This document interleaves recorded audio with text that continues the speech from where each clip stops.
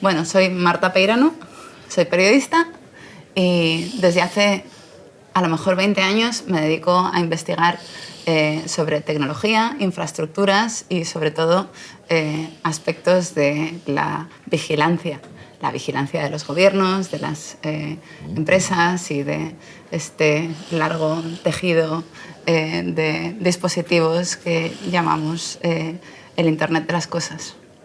Sí. Pues yo empecé como repelente niño Vicente hacia los 15, 16 años y luego, vete tú a saber por qué, me gustó más y más y seguí estudiando hasta el día de hoy. ¿Qué soy ahora? El precipitado de un perro verde que se tira, pues eso, 13, 15 horas diarias sintiendo mucha curiosidad por todo menos lo que sea yo, mi círculo familiar. Eso ya es bastante convivirlo, pero no me llama la atención.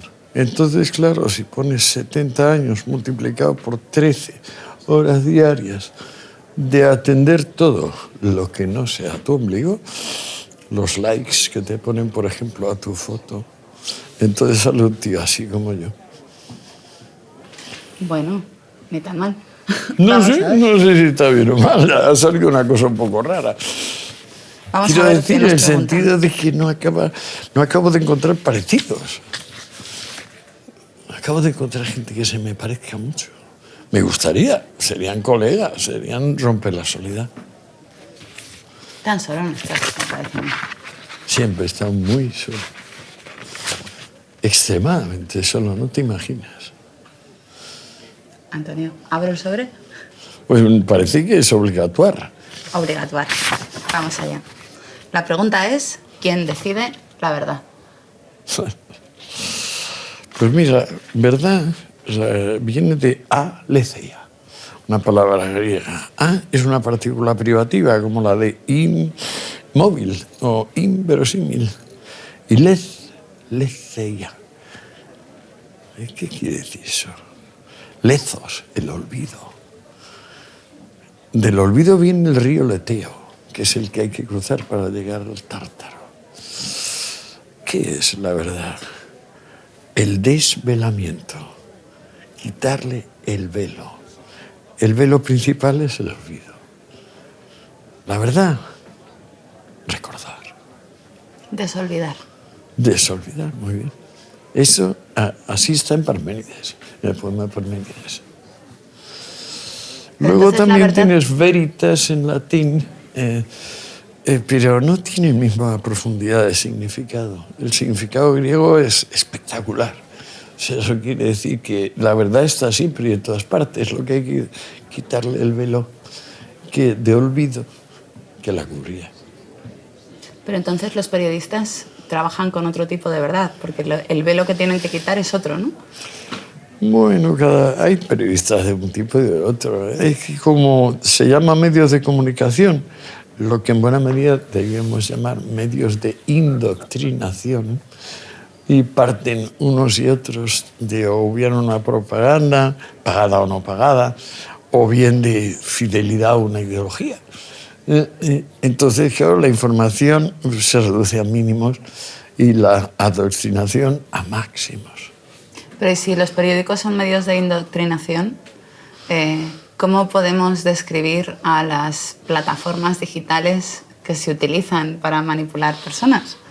¿Que utilizan las noticias? ¿Cómo cuáles plataformas? Pues, por ejemplo, Facebook, como por ejemplo... las redes. Exacto. Bueno, no son las redes, son unas plataformas que están dentro de las redes. Bueno, el señor este que inventó Facebook es un hacha y tiene no sé qué cantidad de usuarios, es un bestia el tío, ¿no? 2.360 millones. Bestia. ¿Y el de Twitter? Y el de Twitter no sé cuántos millones tiene. Tiene menos millones. Pero debe tener un porrón, muchos. No, yo estoy muy contento con eso. Mi propia vida ha sido la demostración de que Internet, que como sabes, el lenguaje HTML, que es lo que le faltaba al final, lo regaló Tim Berners-Lee, este gran informático. Podía haber cobrado ahí una fortuna, imagínate un canon. Pues no, Berners-Lee lo regaló y Berners-Lee fue el jefe del equipo que informatizó los datos del CERN, de ese gran donut que montaba ahí en los alrededores de Ginebra, y necesitaban una cosa informática que capturase y cristalizase los datos de las colisiones altas energías que se provocan ahí. Y bueno, yo me parece que Internet es lo más grande que nunca, el regalo más grande que la humanidad ha recibido, ¿no? Clausura la distancia, reduce la distancia a la distancia sentimental. Los paquetes audiovisuales de alta calidad viajan a la velocidad de la luz.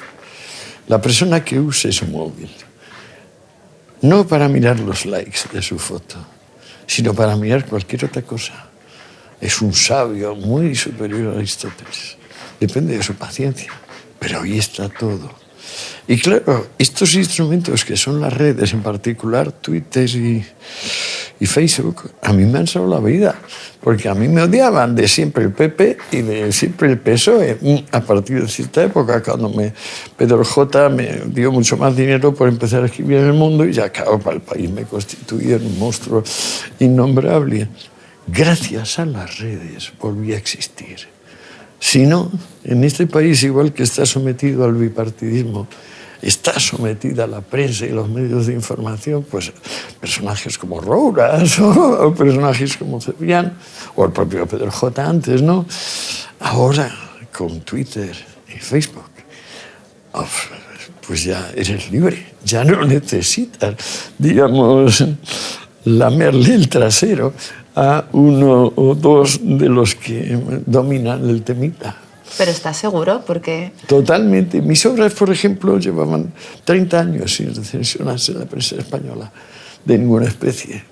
Ahora, las obras de los últimos 12 años, que cuando aproximadamente se ha distribuido Internet, bueno, parece que vendo 10 veces más, pues claro, hay 10 veces más recensiones, 10 veces más comentarios, que siempre los hubo.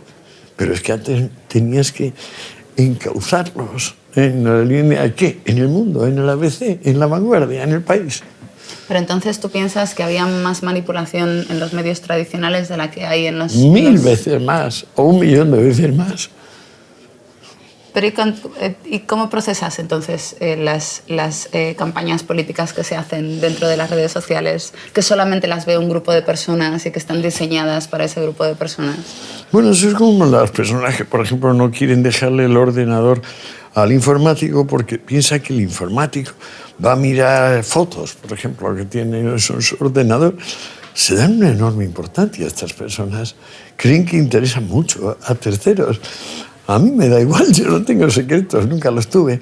Igual pasa con mi ordenata, no me importa nada. Cada vez que me dicen Assange o aquel otro parecido a Assange, oiga, que usted puede espiarle. Y digo, no creo que tenga importancia suficiente para que me espíen. Pero sobre todo no sé si usted, Assange, yo no tengo secretos. Que miren lo que quieran. Pero esto es lo que ha dicho siempre la Stasi.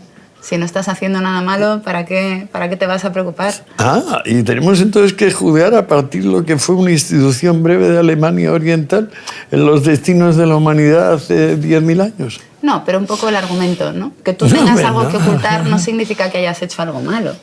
Claro que no. Por supuesto, pero que, digamos, aparezca la Stasi como un personaje, eso es el fosfeno que digo yo de Sánchez. Pero tú lo has citado sin querer. ¿A la Stasi? Claro. ¿Por qué la he citado? Porque si no tienes nada que ocultar, entonces no tienes nada que temer. Recuerda, repasaremos este vídeo y verás que yo no digo eso, lo dices tú. Ok. Entonces tú, vamos a volver al tema de la verdad. Cuando me dices que los periódicos tradicionales, ¿no? Por separarlo un poco de las plataformas digitales... Que antes de Internet la información estaba todavía mucho más controlada que ahora. No, todavía, 1.000.000 de veces más controlada. Pero entonces la verdad, quiero decir, el concepto... Yo, por ejemplo, pienso en el... Ya hemos definido la verdad como el desvelamiento. Pero el desvelamiento, el desolvido. Eso, también. El desvelamiento traduce en Heidegger, pero me gusta desolvido. Pero está bien desvelamiento y desolvido porque porque las dos implican que hay un objeto único que preexiste al desvelamiento y que ha de desvelarse. Es decir, que la Sabemos verdad cuál existe. es ese objeto, es el Exacto. ser. Ese Pero objeto ahora es el mismo, ser. El ser. Pero ahora mismo el concepto que está un poco en el aire es precisamente la existencia misma de ese objeto. Es decir, que la verdad ¿Tú lo sea pones en duda? que la verdad sea una única... ¿Tú pones en duda el ser? Yo pongo el duda del ser. No lo sé. ¿Qué es el ser? Vamos a establecer qué es el ser para ver si lo pongo en Perfecto. duda. El ser es la verdad de las cosas. ¿Qué es la verdad de las cosas? La realidad de las cosas. ¿En qué se distingue la realidad de cualquier otra cosa? En el infinito pormenor que la rodea. Toda cosa real es interminable. En el espacio, en el tiempo, en los detalles. Toda cosa fantaseada. Por ejemplo, una utopía, un sueño, una fantasía. A que ahí no hay infinitud por ninguna parte. Preguntas al personaje que sale en el sueño, oye, ¿de qué color son sus calcetines? Y no lo sabes, porque no es real. Cualquier cosa real, aunque sea un fragmento. Fíjate cuando entra un rayo de sol en una habitación y entonces en ese rayo de repente aparecen cositas que flotan. ¿Te has dado cuenta, no? Todas se mueven, todas. Si cada una de ellas la sometemos a un microscopio de barrido electrónico, encontramos ahí semicontinentes como Tasmania. Esa es la realidad, lo inagotable. Pero ¿y cómo lo que puedes no desvelar? Necesita que nosotros lo veamos. ¿Cómo puedes desvelar lo infinito? ¿Cómo puedes No lo desolvidar lo pretendo, infinito? nadie lo pretende. El infinito de la vida es un infinito que se va haciendo a partir de finitos que van sucumbiendo. A ver, explícame eso. El infinito de la vida no es un infinito como el del espacio, por división, o el del tiempo, que es división y adición, o un infinito serial como el del número. Me da igual que sean números enteros que cualquier variante de número. El infinito que es la vida es una cosa que es infinita en la medida en que eleva a infinitud su propia muerte. Es decir, convierte su finitud, si prefieres su reciclado de cadáveres, en una grandiosa, maravillosa obra de cultura y de honor para el ser humano, que es la ciencia, el amor por la ciencia.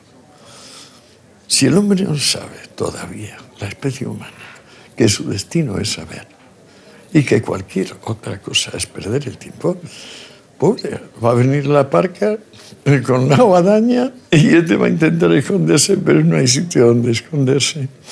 ¿Y tú no dirías que la relación de la verdad y de la ciencia es una relación difícil? Muy difícil, es muy laboriosa.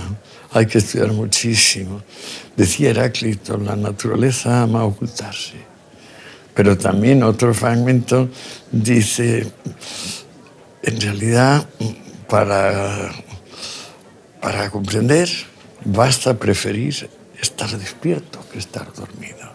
La mayor parte de la gente está dormida, según Heráclito, porque siendo el logos lo común, ellos creen que es su privado entender.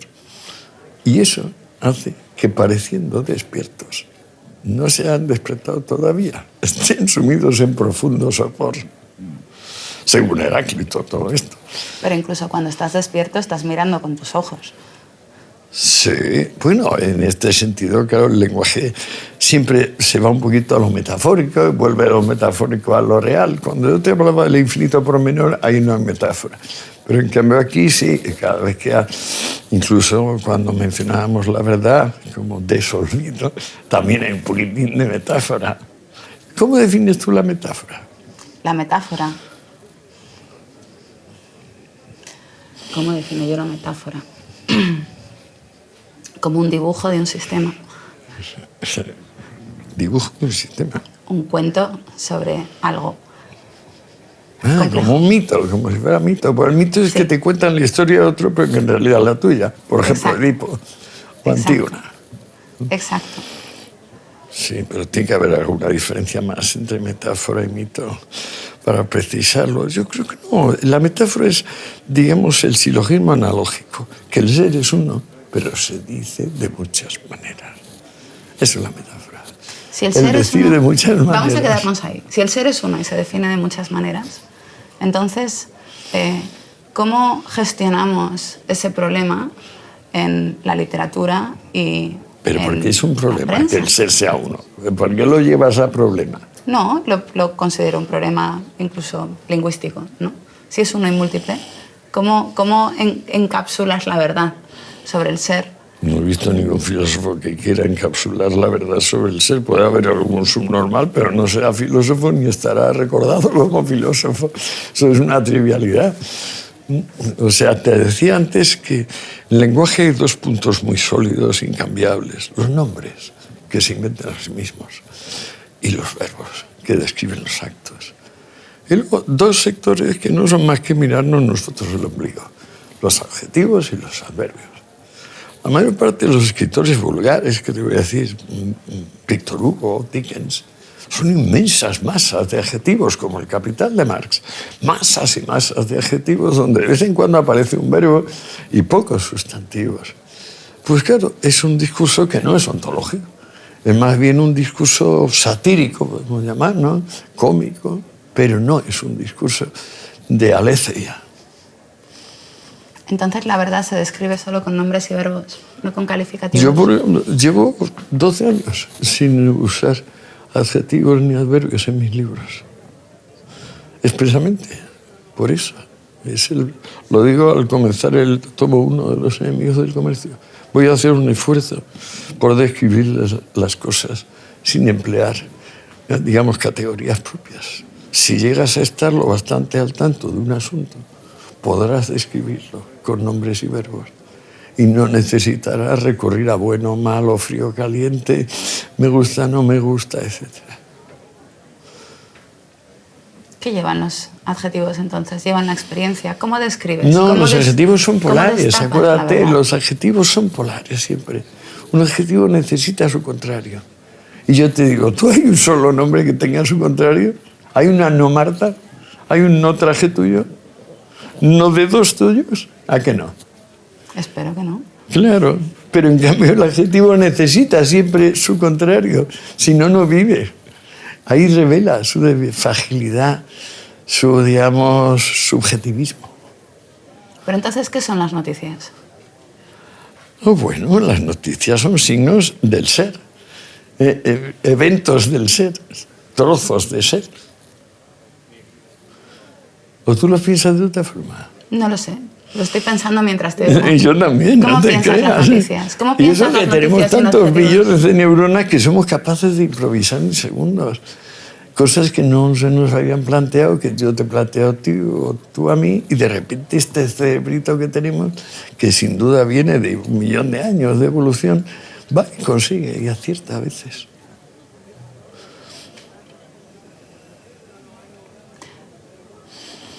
¿Cómo diferencias una noticia que es verdad de una que no lo es? Porque la que no lo es no tiene detalles infinitos. La que lo es, y como le corresponde a la realidad, tiene infinitos pormenores. Dame un ejemplo. El ser.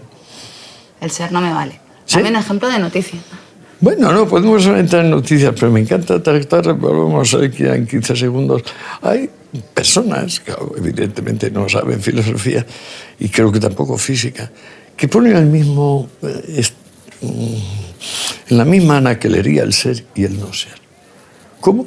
Si el no ser no necesitase el ser.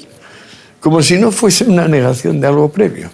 Es decir, que podría haber antítesis sin necesidad de que hubiera tesis. Es un disparate gigantesco. Y eso es la primera prueba sólida de que el ser es. Ahora vamos a algo concreto. Noticias concretas. Una que es verídica y otra que es falsa. La verídica. Todos lleváis en el móvil el nous poietikos de Aristóteles, es decir, la inteligencia infinita, absoluta y en acto, que se manifiesta como sistema de la ciencia. Y lo mismo ve la particularidad que la generalidad. Eso lo lleváis todos en el móvil. Yo no tengo móvil. Entonces, yo lo llevo, pero tú no. Yo lo que tengo es una ordenata y me paso el día mirando la pantalla y dándole al teclado.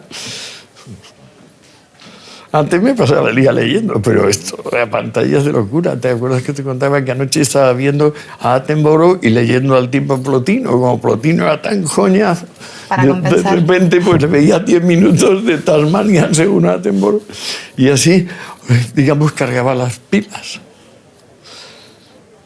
Este ejemplo que me has dado no sé si es una noticia.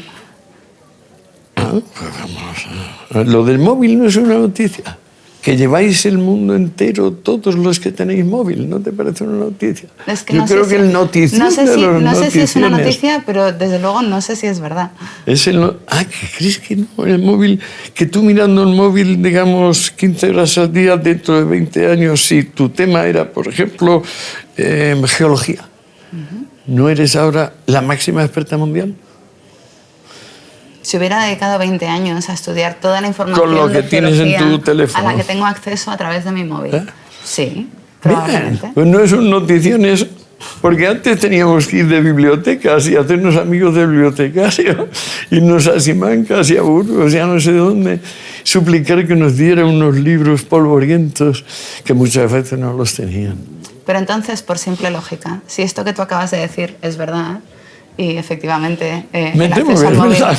me puede hacer una súper experta en geología, ¿cómo es posible que después de 15 años de abuso de móvil por parte de las masas no tengamos expertos en geología alrededor nuestro? Es evidente, decía Spinoza, que lo virtuoso es tan sublime como raro, lo dice en la ética. Jacques Ellul, el gran filósofo, uno de los grandes del siglo XX, el seminario aquel que tenía en París, donde iba Camus, y Lévi-Strauss, y Bataille, y Lacan, y todos los que luego han medrado, y decía en el 37, se acabó la dialéctica del amo y el siervo. La técnica ha llegado a tal nivel que ya el amo ha sido vencido por el siervo. Se ha instaurado la igualdad jurídica en gran parte del mundo o en todo el mundo. Ahora lo que pasa es que los seres humanos, propiamente humanos, se van a constituir en celadores y directores del inmenso zoológico confortable, donde la humanidad ha decidido instalarse. Es decir, los que usan el móvil para todo menos informarse de cosa distinta de su ombligo. Pero eso implicaría que esas personas usan el móvil para gestionar algo, cuando en realidad lo que pasa es que el móvil les está gestionando a ellos. No en mi caso, pero sí que lo veo pero por tú mis no hijos. Tienes móvil, ¿cómo va a ser Claro, tu caso? No, pero bueno, aunque lo tuviese, quiero decir, me da muchísima pena ver que te subes a un autobús y las personas están mirando la pantalla. Pero dices, claro, estarán estudiando geología. Geología. ¿Qué va? Pobrecitos. Ahí demuestra una vez más su cortedad. O sea, no salen de un corazoncito, de un ego pequeño. Son como los niños que se aburren sin parar porque no saben hacer nada con pericia. Y entonces dices, ¡ay, me aburro! Entonces, este ejemplo de noticia que me has dado es casi desinformación, porque es un ejemplo de noticia que lleva a pensar que la proliferación y el uso continuado de los móviles llevaría a un conocimiento infinito del universo. Claro. Y sin embargo, no es verdad. ¿Por qué? No lo sé.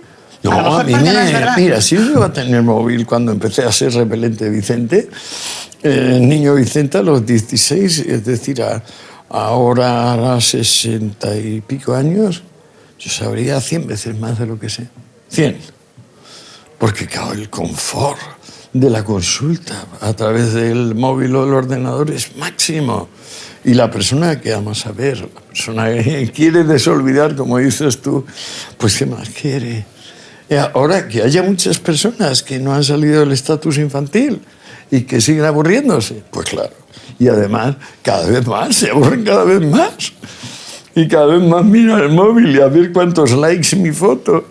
Pobrecitos, allá ellos se lo guisan y se lo comen. A lo mejor se me ocurre que cuando estás mirando el móvil, a pesar de que tienes la opción de convertirte en un genio de la geografía, pasan otras cosas que no pasan, por ejemplo, cuando estás leyendo un periódico de papel o un libro. Ah, tú lo ves distinto. O sea, tú en el autobús, como los que ahora van mirando el móvil, hay otro que iba mirando el periódico, un libro, y tú lo ves distinto. Sí, lo veo distinto. ¿Y por qué? Pues porque el móvil está diseñado para distraerte de manera continuada y deliberada y persistente para que tú no apartes ni tus dedos ni tus ojos del dispositivo, mientras que el periódico y el libro están diseñados para contarte una serie de historias. Tienen recursos completamente distintos. O sea que en el móvil hay algún tipo de elemento que intenta que el ser humano sea menos de lo que es. No sé si menos de lo que es. Es posible que la consecuencia sea que el ser humano se convierta en algo menos de lo que es. Los mismos ¿Pero por luditas sí lo decían, mismo entonces. o porque el móvil u otro tipo de maniobras de terceros le degradan? El problema con el móvil es que ahora mismo está dominado por una serie de empresas cuyo principal objetivo es que los usuarios pasen el mayor tiempo posible mirando el móvil. Y la manera de hacerlo, han descubierto a través de algoritmos de inteligencia artificial, no es contarles cosas importantes, sino entretenerles con estrategias que son básicamente idénticas a las de una máquina tragaperras. No, propaganda. La palabra es propaganda. La propaganda es contenido. Tú antes has dicho... No, me contenido. ¿Qué dices? Hombre, cuando se crea el agitprop, ¿qué va a ser contenido? Propaganda. Propaganda es conseguir que la gente se haga automáticamente lo que antes hacía después de reflexionar. Pero eso Acuérdate, Lenin, definición textual. No. Propaganda es justamente apacentar. ¿Tú dirías? Totalmente. No que está lo la digo gente yo, lo tan dice enfadada? Lenin y lo dicen los estatutos de la agitprop. Pero no tenían móvil. ¿Y qué tiene que ver? Pues porque para el móvil... O sea que según tú la propaganda empezó con el móvil. No. Ah. Te estoy diciendo No, que la propaganda en el móvil es una cosa distinta Que en el periódico. que en el periódico. Joder, pues sí, hay las finonías. Es muy hilar fino. Bueno, la verdad lo veo un poquito anodino e irrelevante. Esa diferencia puede existir, pero es un poco como la diferencia del grosor de un pelo y otro. O sea que siempre es poquito. Se mide en micromilímetros lo de los pelos. Yo no creo que sean distintos. Fíjate que si tú decías que el mismo móvil te permite ser un geólogo eminente o un tonto de donde sabemos, pues entonces le atribuimos la responsabilidad al móvil o Pero a eso la no lo decía persona. yo, eso lo decías tú. No, por eso te lo pregunto, le atribuimos la responsabilidad de que algunas personas sean, pues bueno, rematadamente adictas de Telecinco, cuando pueden ver National Geographic y otros 300 canales, van y ponen siempre Telecinco.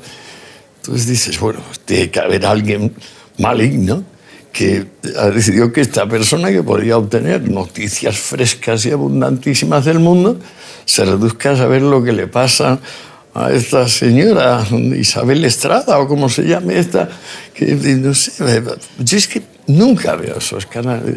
Tengo la fortuna de que desde el 3 al 8 nunca los pongo, jamás. Pero luego veo que hasta un hijo mío se ha dormido y está puesto uno de esos canales abominables. Yo no sé por qué el personal ve eso, porque puede ver todos los demás. Es perfectamente libre. Creo que nunca ha sido más libre el ser humano que desde que apareció Internet. Esto ha sido un obsequio a la humanidad tan grande como el descubrimiento del fuego, solo que más. Pero quizá faltan 2 o 3 generaciones para asimilarlo.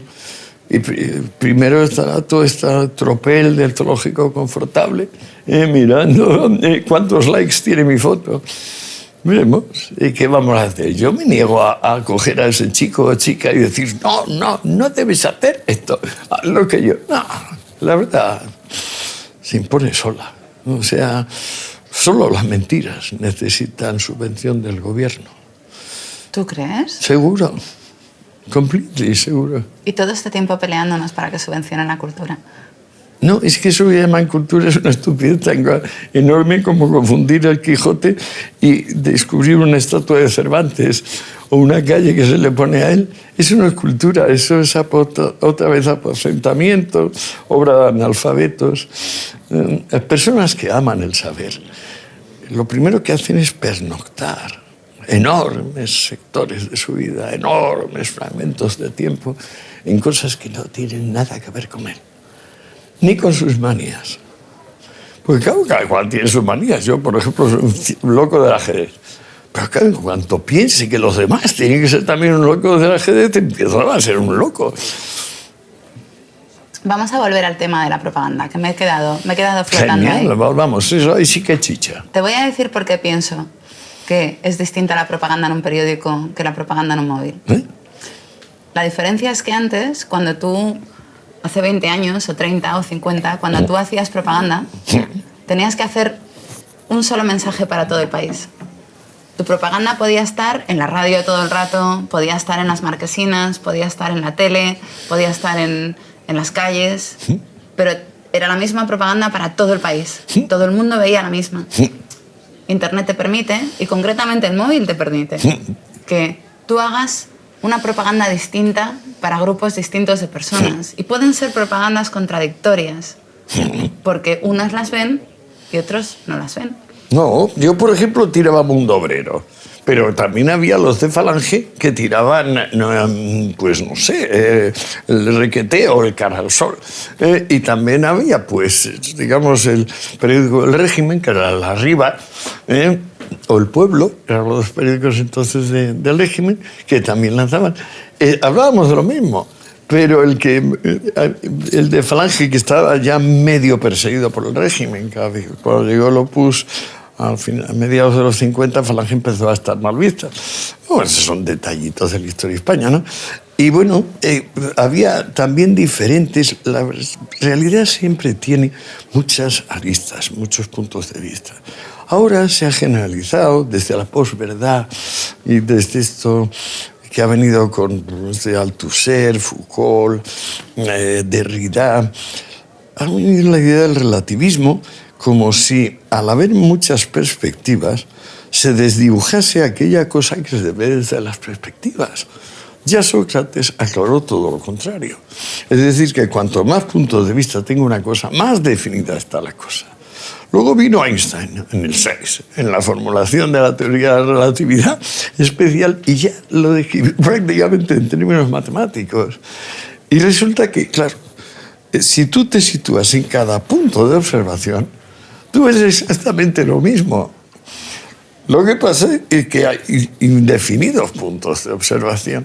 ¿Qué hace que haya indefinidos puntos de observación? Enriquece el objeto. Le dota de muchas más capas, perfiles, pormenores, matices. Eso es lo que ha venido con Internet. Pero ¿qué pasa cuando esos puntos de observación no están comunicados entre ellos? Mejor, ¿no? Si estuvieran comunicados todos estarían... Alguien mandaría y diría, se va a saber esto y no se va a saber lo otro. No, porque lo que tú estás diciendo es que una visión colectiva de la realidad define la realidad. No, con más precisión. Gracias a Dios no. Gracias a Dios el perspectivismo es una realidad física. Fíjate la diferencia entre mundo físico y mundo metafísico. Mundo metafísico es justamente ese, por ejemplo, el cielo. Tú dices, oiga, ¿en el cielo qué temperatura hay? Ya le pones un pequeño problema al teólogo. Pero en cambio tú le preguntas al astrónomo o al astronauta ¿qué temperatura hay a 140 kilómetros de la Tierra? Te lo fijan décimas de grado. Cierto, sabiendo que la temperatura es un consenso. Entre físico y metafísico. Ajá. Entre real y fantástico. Exacto. Entre yo y lo demás. Pero entonces ya no es verdad. El yo es verdad, pero es una verdad pequeñita. Es como el zoológico. Es decir, es confortable, pero es zoológico. Un zoológico de la verdad. Un zoológico del ser. Sí. Las personas que no se han dado cuenta que el no ser siempre viene después del ser, esos están en problemas, pero son muy abundantes. Empezaron creyendo en el demonio, que es justamente lo contrario de Dios. Esa es la definición del demonio. El ángel rebelde, por un lado, Dios es un ángel no rebelde, Dios es el ángel de los ángeles. Pues el no Dios, y luego de ahí han salido entes negativos, como te decía, a que no hay una no Marta, y en cambio, a que no hay frío sin calor, a que no hay bueno sin malo. Pero a Esa ver, es la Antonio, diferencia. Entonces, en este contexto del que estamos hablando, ¿cómo podemos contar la verdad? Estudiando. La condición para contar la verdad es llegar a ella. Para llegar a la verdad hay que darte cuenta que estabas equivocado. Porque nadie nunca, por fantasía, no hay ciencia infusa. Yo sé que la tenía Adán y Eva, pero no se ha confirmado. La verdad hay que buscarla. Y hay que buscarla humildemente. Pero ¿y qué pasa cuando todos y cada uno de los miembros de la población encuentran la verdad y resulta que es una distinta para cada uno? Puede ser bien, puede ¿Era ser mentira? mal, pero... ¿Era mentira? No, eso no cambia nada.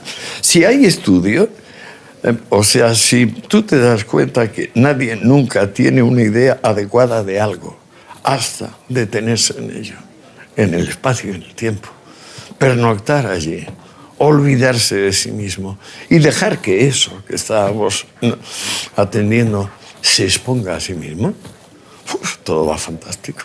Te sale un megacuadro, una sinfonía, un tratado filosófico. Del otro se lo lleva el viento. Todas esas cosas que dices son la verdad. El cuadro, Sospecho que una sinfonía y un buen cuadro son verdaderos, ¿sí? Pero en el más alto sentido de la palabra. Quiero decir, contienen tal riqueza de ser que las personas pues, lo admiran, lo buscan por sí mismas. Tú fíjate qué diferencia el arte que vino a partir de Lenin, que es un arte subvencionado, la vanguardia, donde hay que aprender, porque si no, de primeras buenas a primeras no te gusta ni la música experimental, ni la poesía experimental, ni la pintura experimental, ni nada. Pero entonces viene un mundo de expertos, galeristas, museístas, y te dicen, no, esto sí parece una chorrada. Pero no, que es muy importante, este autor o esta autora, no sé qué, y te lo cuentan. Dice, hombre, que es la primera vez en la historia del arte y la música que me lo tienen que contar. O, por ejemplo, en el caso de las drogas, que es genial. Por ejemplo, es como opinar de las drogas solo se puede opinar si no las has tomado. Entonces dice, fantástico, la crítica de música la vamos a hacer con sordos. La crítica de arte con ciegos. Seguimos adelante, todo va perfecto. Bueno, hay dos maneras de describir las drogas, ¿no? Las drogas son siempre una experiencia inmediata, como todo el resto de las cosas del mundo. Empirie, experiencia. Lo otro es apriorismo, fantasía, utopía, camelo. O química orgánica. Claro, pero hay que estudiar química orgánica. Hay que saber, por ejemplo, qué es un grupo benceno y qué no es un grupo benceno, qué es un anillo indólico, qué es un alcaloide, en fin. Cosas que me han interesado mucho siempre. ¿Qué hacemos los medios, entonces? Estudiar.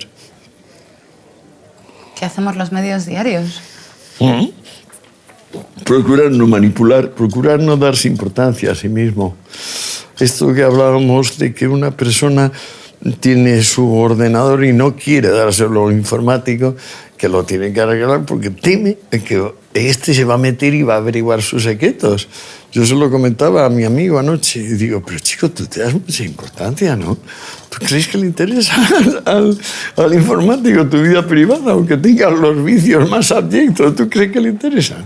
Depende de lo de abyectos que sean sus vicios, ¿no? A mí, desde luego, no me interesa, Julián, por eso. Y en este caso, como es un asunto de transferencia personal, pues, tiendo a proyectar mi propia cosa. O sea, creo que si las personas no se dan importancia, digamos, a lo que quieren saber y que todavía desconocen, o sea, el paso de desconocido a conocido, ahí veo yo la realización de la esencia humana y el poder morir tranquilo. ¿Piensas entonces que quizá los medios de comunicación se apartan de la verdad porque se dan demasiada autoimportancia? Depende, hay de todo, mujer, hay de todo. Hay algún medio de información, pues como Attenborough, que mencionábamos antes, que es una maravilla. O sea, hay que quitarse el sombrero y decir, le quiero, señor, le quiero. Porque lo que cuenta es verdad. Sí, y además es bonito y justo. Él siempre está hablando de lo que espontáneamente se autoorganiza y surge, como el demonio de Tasmania o el autor ornitorrinco, o esos árboles, como decía Attenborough anoche que lo estaba viendo, 140 metros un árbol. ¡Uah! No toda la verdad es bonita, tampoco. No, pero es que date cuenta que bonito o feo, ya estamos en terreno objetivo. ya no hay ontología. Ya estamos en la zona del, digamos, del que dirán, del chismorreo. Eso es chismorreo. Yo creo que la prensa, los medios de comunicación solo pueden volver a la comunicación y dejar de ser medios de adoctrinación, empezando a darse cuenta de la diferencia entre ser y no ser. O sea, que no ser es siempre posterior. Dame un ejemplo, dime cómo se hace eso. Dime cómo hace eso un periodista. Estudiando. Te lo he vuelto a decir, estudiando, en vez de dar un hecho por sabido, tener la conciencia, la seguridad de que ese hecho en particular, lo que tú piensas ahora, antes de estudiar, estás profundamente equivocado. Pero no pasa eso siempre con todo el rato. Porque claro, la verdad es pero es que, ¿sabes a quién no le pasa? A los que no estudian. ¿Sabes cuántos no estudian? El 99,9. ¿Tú estudias? No, ya no lo sé. Me da miedo contestarte. Muy interesante charla. Me gusta. Es que por una vez le vamos al meollo del asunto. ¿Sabes por qué? Porque hablamos tú y yo solos. La maldita tele habitual, siempre hay un zumbao ahí de memos que van emergiendo y hablando y diciendo, interrumpiendo, suponiendo que el público es lo bastante insustancial, lo bastante zoológico, como para necesitar que todo vaya cambiando continuamente. No se puede remansar como esta conversación tuya y mía. Porque así es como funcionan las máquinas tragaperras. Ya. Tienes que cambiar de juego totalmente, todo el rato. Tiene que haber un ring-dong-ding que te diga que has ganado algo en algún sitio. Pero lo curioso es que puede haber personas que juegan la máquina tragaperras. Puede haber fabricantes de máquinas tragaperras. Pero el que dice que la información debe ser como máquinas tragaperras no es ni el que hace máquinas tragaperras ni el que juega a máquinas tragaperras. Ese sí es un manipulador. Ese vive de decirle a los otros cómo son los otros, en vez de dejarles buscarse a sí mismos, de estudiar. No puedo estar más de acuerdo contigo. De hecho, pienso que en el proceso de convertir los medios de comunicación en máquinas tragaperras, que producen cada vez más contenido, cada vez más corto, cada vez más pequeño, cada vez más rápido, cada vez con más colores y cada Aquí vez con más nos habrían ruidos. intervenido en estos 3/4 de hora, no habrían intervenido 27 personas con los más diversos motivos. ¿Por qué? Porque, por ejemplo, Rouras les ha dicho que el público es tonto y hay que cada medio minuto interponer alguna chorrada, porque si no se aburre. Bueno, es lo que hacemos con Twitter, ¿no? Y con Facebook, que vamos tirando de las noticias y miramos los titulares y vamos tiqui, tiqui, tiqui. Hombre, no sé, yo tengo página en los dos y estoy muy contento porque las personas que entran o me odian cordialmente, aunque yo no las conozco, entonces siempre le digo a Jorge, por Dios, destaca este muchacho. O si no, son personas atentas, estudiosas, que me ayudan a comprender el mundo.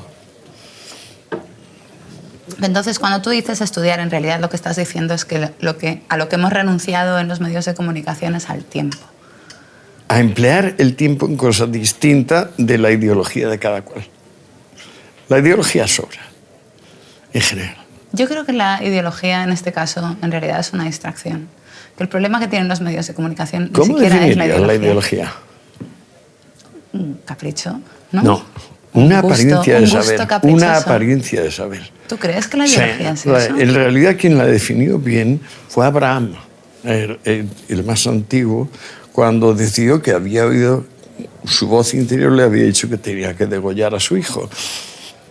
Y luego ya lo puso por escrito, clarito, clarito, Mahoma, cuando dijo: aquí no entra nadie que antes de ver no crea. Ideología es creer antes de ver. Pero en el contexto en el que estamos hablando, ¿verdaderamente podemos hablar de creencias? Esa ideología el empresario de los medios, tipo Rouras, claro que habla de creencias, manipula las creencias. Él tiene una particular, por ejemplo, a mí le vi decir que me digan en qué punto Marx dice que los ricos son insalubres, ¿no? O son ecológicamente indeseables. Que me lo digan. Por favor, ¿por qué no me llama? Y hablamos él y yo de eso, de si Marx lo dice o no. que los ricos son... Indeseables, insalubres, ecológicamente inútiles. Yo no creo que la ideología de la que tú estás hablando sea la misma ideología que entorpece la verdad de las noticias. No, en este caso sería estupendo una charleta con Roures, pero me temo que no le interesa. No te coge el teléfono. No, tampoco le llamo a él. Entonces, hay que pedir las cosas, Antonio. Pues porque no nos pide él, ¿no? La verdad es que yo en mi sitio estoy feliz. Tengo la sensación de que cuando venga a la parca voy a estar la mar de sereno. Tú si hicieras un periódico, ¿cómo lo harías? No haría ¿Tú has un tenido periódico. algún periódico alguna vez? No haría ningún periódico. Ya bastante hago con todo mi trabajo, brutal. El año pasado publiqué 200 columnas. Entre La Galerna, de que es el periódico digital en Madrid, El Mundo y Libertad Digital. Más de 200. Y luego este año sacó 2 libros.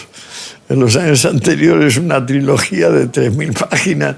La verdad es que no paro de hacer periódicos. Lo que pasa es que no exactamente en forma de periódico digital tipo El Confidencial o de periódico físico tipo El País. Pero imagínate que lo hicieras. ¿Cómo lo harías? ¿Cómo sería? Pues como exactamente igual que lo que voy haciendo. Es decir, cada vez que me meto en un tema, sabiendo que voy a cambiar de idea sin parar. Porque el mero acercarme a la cosa me va borrando a mí, va ampliando la cosa y luego es imposible que coincida con mis fantasías. Aquello sí es verdad, pues me va a desbordar infinitamente. Pero entonces podemos decir que para hacer un medio de comunicación tenemos que asumir que la verdad es Muy bien, que la inalcanzable. verdad nunca es una idea fija. Lo primero que tienes que tener presente es que Bueno, la lo verdad primero que has nunca va a dicho. ser una idea fija. Porque es infinita. Claro. Y que entonces lo que define la inteligencia y el pensamiento es la fluidez. Que la fijeza, que es lo propio de la ideología, porque si cambias de ideología ya te dice Mahoma, eres una apóstata y te debemos matar. Esto que acabas de decir me parece crucial.